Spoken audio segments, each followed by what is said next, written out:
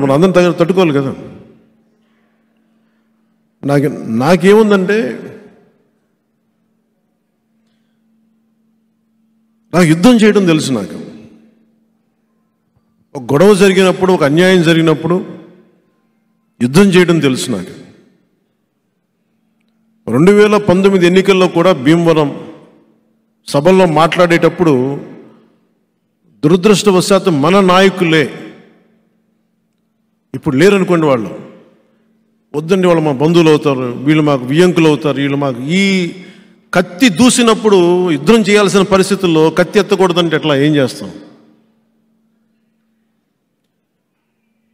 కౌరవులు పాండవులు అన్నదమ్ములే కొట్టుకున్నారు.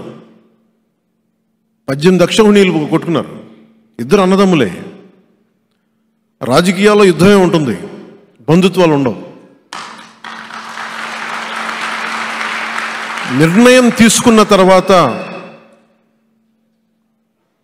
బంధువులా కాదా, వియ్యంకులా, ఇంక గొడవలు ఉండవు. ప్రత్యర్థి వర్గమా, నా వర్గమా, రెండే ఉంటాయి.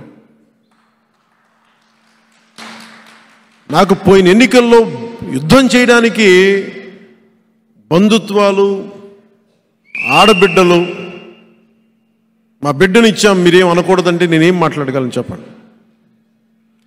నాకు నిజంగా అప్పుడు బాధ అనిపించింది. నాలాంటి వాడిని మీరు ఏ కడపలో పెట్టుంటే బాగుండేది, ఇక్కడ పెట్టారు, నాకు అనవసరంగా అనిపించింది.